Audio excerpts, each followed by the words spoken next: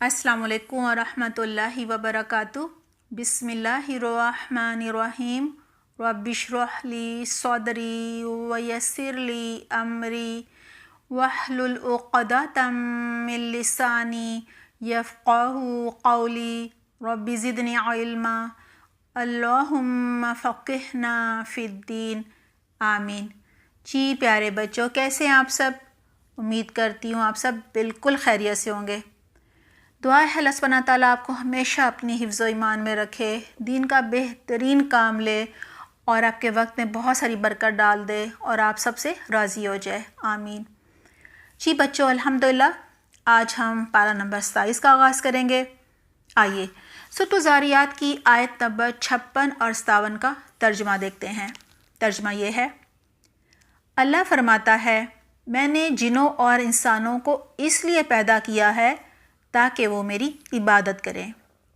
میں ان سے یعنی جنوں اور انسانوں سے کوئی رزق نہیں چاہتا اور نہ یہ چاہتا ہوں کہ وہ مجھے کھانا کھلائیں۔ جی پیارے بچوں، یہ بہت ہی اہم آیت ہے۔ اس میں انسان کے پیدا کرنے کی وجہ بتائی جا رہی ہے، مقصد بتایا جا رہا ہے، کیونکہ بچوں ہر بچہ جب تھوڑا سمجھدار ہو جاتا ہے تو ضرور سوچتا ہے، آپ نے بھی سوچا ہوگا کہ میں کہاں سے آیا ہوں، میں نے جانا کہاں ہے، میری زندگی کا مقصد کیا ہے، یعنی میں اس دنیا میں کیوں آیا ہوں، کیا وجہ ہے۔ اس آیت میں اللہ سبحانہ تعالیٰ ہمیں ہماری زندگی کا مقصد بتا رہے ہیں، یعنی دنیا میں آنے کی وجہ بتا رہے ہیں۔ بہت ہی یہ اہم آیت ہے۔ بتایا جا رہا ہے کہ ہمیں اللہ سبحانہ تعالیٰ نے اپنی عبادت کرنے کے لیے اس دنیا میں پیدا کیا ہے۔ جی، کس مقصد سے پیدا کیا ہے؟ کہ ہم اللہ سبحانہ تعالیٰ کی عبادت کریں۔ جی پیارے بچوں، عبادت کیا ہے اس کو بھی ہم آج اچھی طرح سمجھیں گے۔ یعنی عبادت یہ ہے، نماز، روزہ، زکوٰۃ، حج، عمرہ، تسبیحات، تسبیح پڑھنا، دعائیں کرنا، ذکر اذکار، یہ سب قبول ہو جائیں تو یہ کیا ہے؟ یہ عبادت ہے۔ اور ان کی قبولیت کے لیے کہ یہ ہماری عبادت قبول ہو جائے، اس کے لیے کیا ضروری ہے؟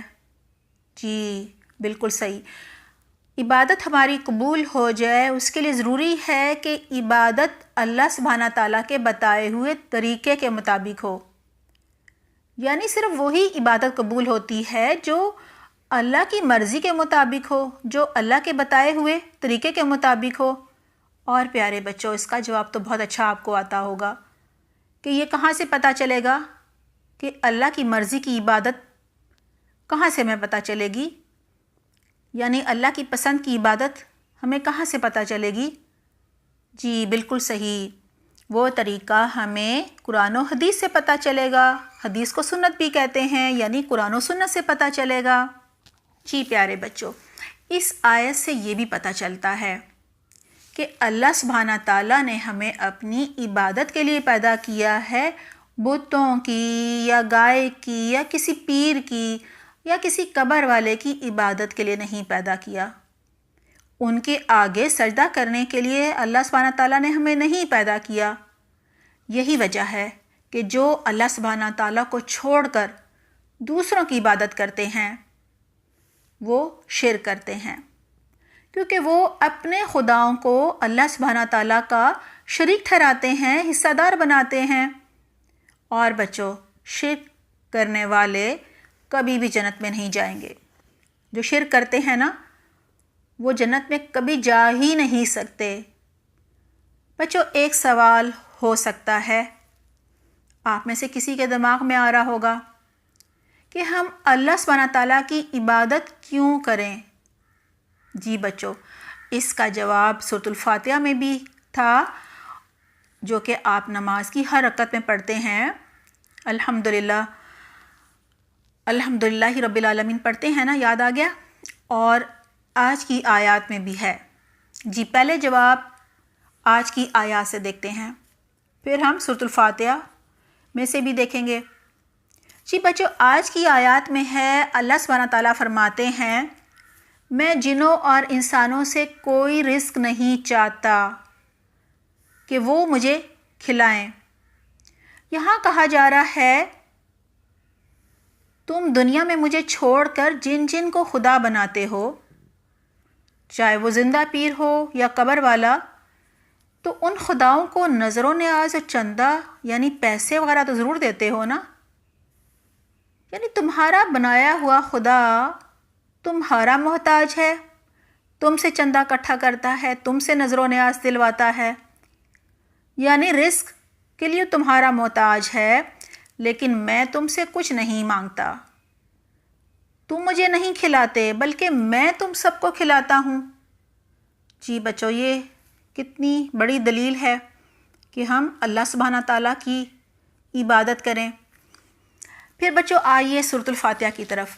سورۃ الفاتحہ کیا تھی؟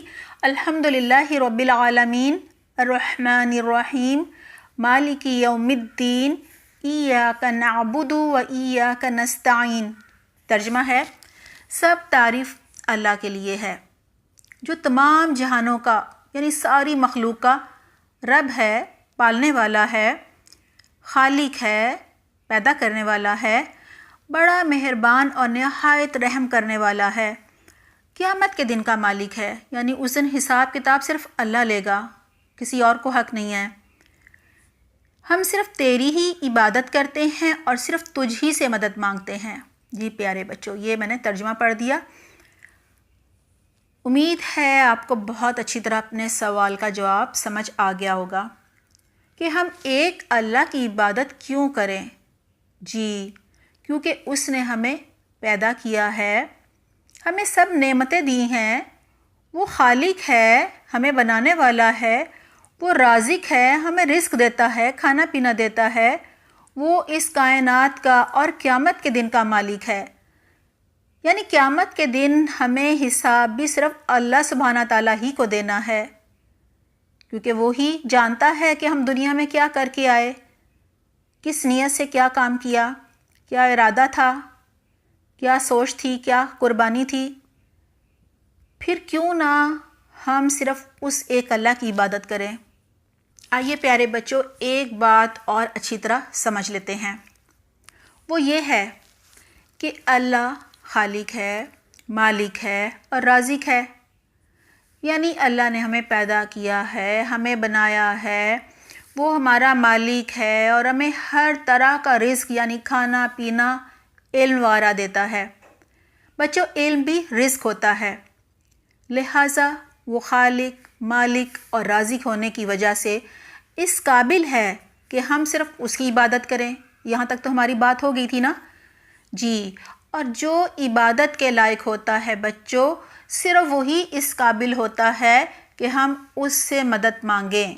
ایاک نعبد و ایاک نستعین، اے اللہ ہم صرف تیری ہی عبادت کرتے ہیں اور صرف تجھ سے ہی مدد مانگتے ہیں۔ ٹھیک ہے نا بچوں؟ جو عبادت کے لائق ہوتا ہے صرف وہی اس قابل ہوتا ہے کہ اس سے ہم مدد مانگیں۔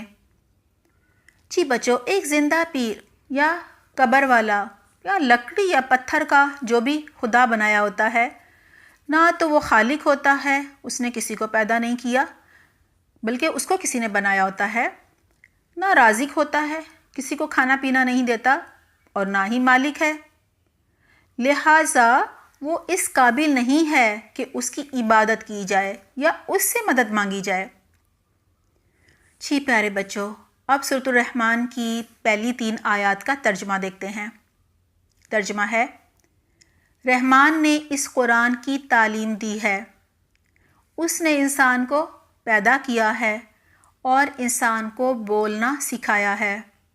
جی بچوں، اس آیت کا اللہ سبحانہ تعالیٰ کے خوبصورت نام رحمان سے آغاز ہو رہا ہے، کیونکہ مکہ کے جو مشرک تھے وہ کہتے تھے رحمان کو تو ہم نہیں جانتے، تو اللہ سبحانہ تعالیٰ بتا رہے ہیں کہ رحمان میں ہوں۔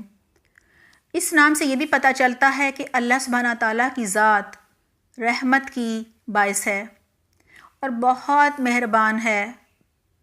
یہ اللہ سبحانہ تعالیٰ کا ہم پر بہت بڑا احسان ہے کہ اللہ سبحانہ تعالیٰ نے بچوں ہمیں پیدا کر کے یوں ہی نہیں چھوڑ دیا، بلکہ ہمیں زندگی کا مقصد بتایا، وجہ بتائی، جی کیا مقصد ہے ہماری زندگی کا؟ اللہ سبحانہ تعالیٰ کی عبادت کرنا. ماشاءاللہ اب تو آپ سب کو آ گیا ہے.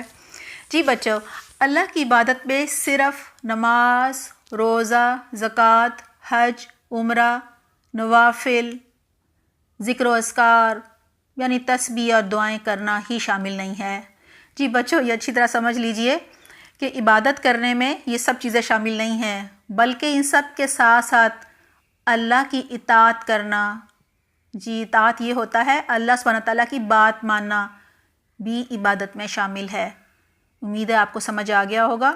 دوبارہ دہرا دیتی ہوں کہ عبادت میں صرف نماز، روزہ، زکوٰۃ، حج، عمرہ، ذکر اذکار شامل نہیں ہے، بلکہ ان سب کے ساتھ اللہ سبحانہ تعالیٰ کی بات ماننا یعنی اطاعت کرنا بھی شامل ہے. اور اللہ سبحانہ تعالیٰ کی اطاعت کے ساتھ ساتھ محمد صلی اللہ علیہ وسلم کی پیروی کرنا یعنی سنت پر عمل کرنا بھی عبادت میں شامل ہے. بلکہ اس کے ساتھ ساتھ اللہ کو ایک ماننا، محمد صلی اللہ علیہ وسلم کو آخری نبی ماننا اور قرآن کو آخری آسمانی کتاب ماننا اور قرآن و حدیث پر عمل کرنا بھی عبادت میں شامل ہے. اس کو اچھی طرح سے یاد کر لیجئے گا، بار بار یہ ویڈیو دیکھ لیجئے گا تاکہ آپ لوگوں کو بہت اچھی طرح سے یہ سب یاد ہو جائے. جی پیارے بچوں، سورہ رحمان کی ان آیات میں اللہ سبحانہ تعالیٰ کی ایک اور بہت بڑی نعمت کا ذکر ہے. جی یاد آ گئی؟ الحمدللہ، وہ نعمت ہے زبان. جی بچوں، زبان سے ہم بولتے ہیں. بولنا ایک بہت بڑی صفت ہے. یہ ہمیں جانوروں سے افضل کرتی ہے کیونکہ جانوروں کو بولنا نہیں آتا. اور بچوں، ہر بچہ کون سی زبان بولتا ہے؟ جی جو آپ کی ماں بولتی ہے، جو آپ کے گھر والے بولتے ہیں وہی آپ بولتے ہوں گے نا. جی بچے کو بولنے کی صلاحیت اللہ سبحانہ تعالیٰ نے دی ہے. محمد صلی اللہ علیہ وسلم نے زبان ہی کے استعمال سے ہمیں قرآن و حدیث کی تعلیم دی ہمارے بڑوں کو. اور اب ہمارا فرض ہے کہ ہم محمد صلی اللہ علیہ وسلم کی سنت پر عمل کرتے ہوئے اس مشن کو لے کر آگے چلیں، کیونکہ اب تو کوئی نبی نہیں آئے گا. اب یہ ہماری ذمہ داری ہے اور زبان کا استعمال کر کے ہی ہم دوسروں کو دین کا علم دیں گے. جی بچوں، اللہ سبحانہ تعالیٰ ہمیں اس کی بہترین توفیق دے. اپنا اور اپنے گھر والوں کا بہت خیال رکھیے گا. سبحانک اللہم و بحمدک، نشہد ان لا الہ الا انت، نستغفرک و نتوب الیک. والسلام علیکم ورحمۃ اللہ وبرکاتہ.